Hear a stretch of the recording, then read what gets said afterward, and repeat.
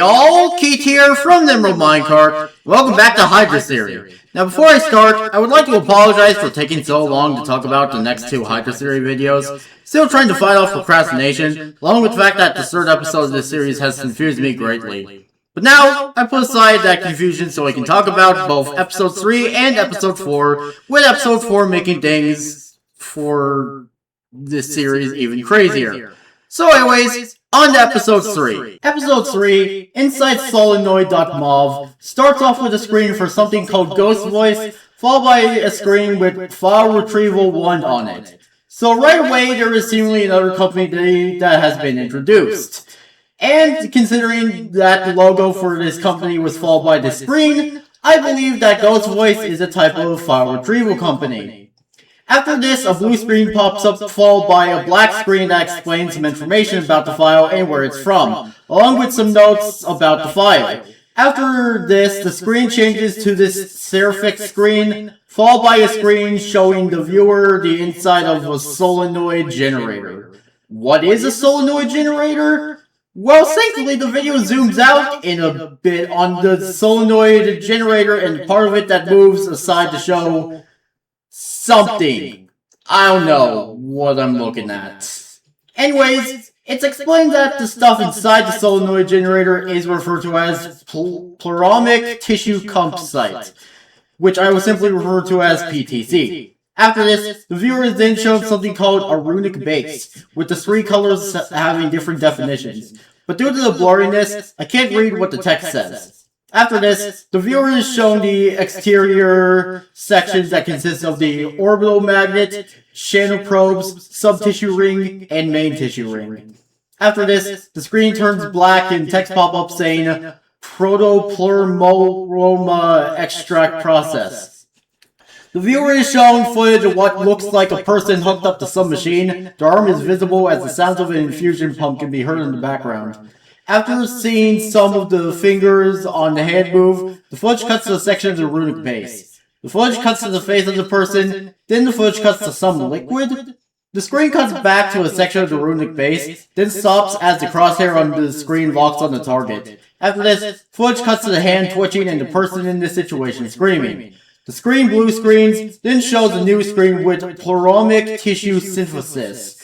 This is followed up with a screen showing something. Once again, I have zero clue what I'm even looking at. The screen then shows more of the liquid shown earlier, with some sort of ring in the background. This is followed by footage of machinery and what I believe to be some sort of welding or plasma cutting. After this, the screen turns black and pops up more notes, followed by the Ghost Voice logo and the video ending. Now, do I know what happened in this video? Well, obviously someone was being experimented on. Before this video continues, do you like energy drinks? Do you like getting flavored powders and mixing it in with water?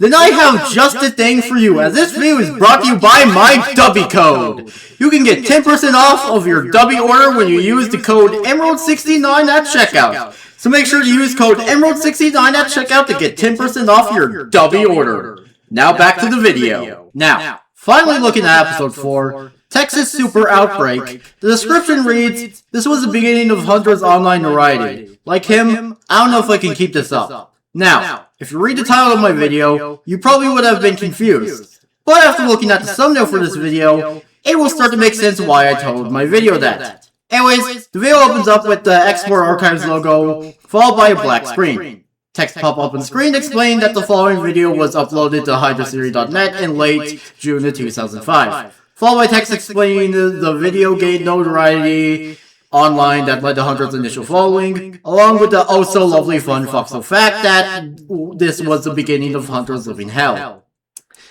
So that's nice. After this, the Hydra Theory intro plays, followed by the screen that explains what Hydra Theory even is.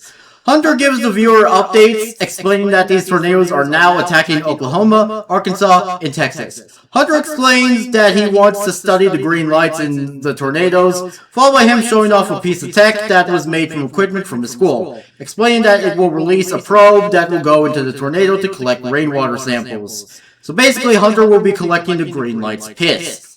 Anyways, Hunter then goes over the obvious that it will be hard to position the device in the path of a tornado, Obviously, it would be hard, since no sane person would want to go near a tornado and have the high chance of dying. Hunter explains that there is a solution due to a massive tornado outbreak in Texas, with Hunter saying he will intercept the tornado with this device. After this, screen prop pops up a date of when this takes place, the time, and where specifically in Texas this recording took place.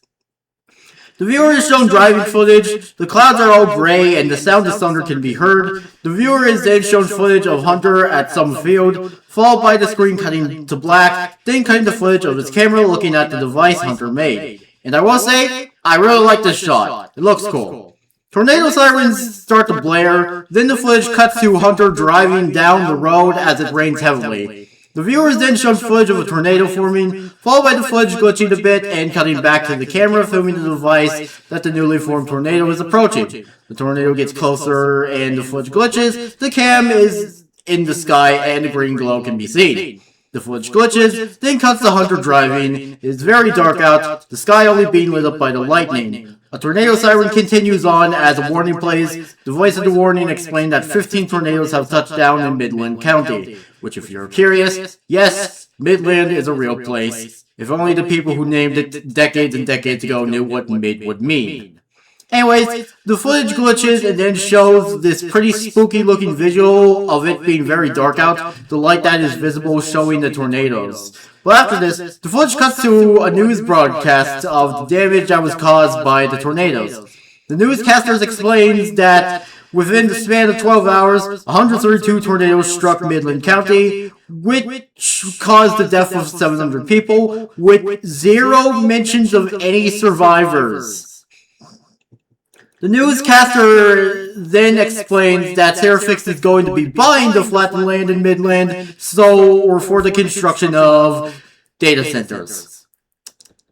The footage cut to a text popping up on the screen saying, "I'm not sure if that last cut was intentional." The text then says that the next file that will be shown was hidden on the website, followed by an explanation that the video was on a list of videos not to publish for Hunter safety. So with that information, I have a feeling that Serifix is definitely behind all of this. The footage cuts to the driving footage. It is nice and sunny out for once, with Hunter Graves giving a little intro. But the strange thing is, and I don't know if this is a secret or just a mistake, but the closed caption says Walter instead of Hunter. Just wanted to point that out. It's learned that Hunter is retrieving his device. The screen cuts to this pretty cool looking shot. This is followed by footage of Hunter looking for his device before he turns around. Apparently he heard someone. The footage blue screens a bit, then cuts back to Hunter still looking for his device, with him eventually finding it, but there isn't a whole lot left. He picks up a piece of it, which seems to be the main storage for the probe's footage, but then a heavy, and I do mean heavy, footstep is heard. This is followed by a loud scream. Hunter looks up to see this thing in the distance. Hey, so, remember when the series was about tornadoes? Now we have the love child between Godzilla and one of those backrooms wire monsters here. The kaiju eats someone, and Hunter obviously runs for his life because obviously the idea of being eaten by a giant monster isn't appealing to Hunter. Unfortunately, the creature is getting closer to him, so Hunter keeps running and running until the footage cuts. This is followed by text that explains that their public image cannot protect them anymore. The text explains that Hunter was right, followed by explaining that the world needs to know the truth. After this, the video shows the exports logo, information about the archived video, then the video ends. So yeah, it is very clear that Serifix is not innocent, and they seem to be playing a part of what is going on. Now with that out of the way, I'm going to go over my updated timeline. The website has not changed again, and I already shared one of my series that Serifix is definitely playing a part in whatever is going on right now. So anyways, July 28th, 2004, The Primario Maelstrom, August 2004, Archive Video 2, May 3rd through May 6th, 2005, 28 Tornadoes Attack, May 4th through May 6th, 2005 Glowing Tornado Sightings, May 8th, 2005, Twin Tornado Incident, May 12th, 2005, Hunter gained more information about the phenomenon, June 24th, 2005, Texas Super Outbreak, and finally November 14th, 2005, Inside Solenoid.mov. So yeah, that's everything currently going on with Hydra Theory. Now, what are your thoughts on these 2 new episodes? Do you like them or not? Feel free to tell me in the comment section below because I enjoy the interactions. So anyways, that was it for this video. Make sure you all subscribe and like for more, and I'll see you all later. Peace out, home guards, and goodbye! Hello! It is I, Kate of T3 Productions, and in this special video, or segment of the video, I have a special announcement. And what could that announcement be? That's right, I have brand new merchandise. Again!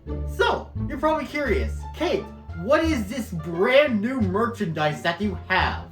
Well, I have shirts, hoodies, stickers, a duffel bag, and button pins. Yeah, look how exciting that is. And I also have some epic mouse pads that will totally increase your gaming capability. Obviously, all this stuff was designed by me, yours truly, so, you know, because of that, there's a chance you might get bullied for wearing some of this merch. But that doesn't matter. That doesn't matter. What matters is, all of this merch looks pretty freaking sick in my personal opinion because, you know, I designed it. So, yeah. So, go down in the link in the description where you can buy my heckin' eepin' uppin' epic merchandise.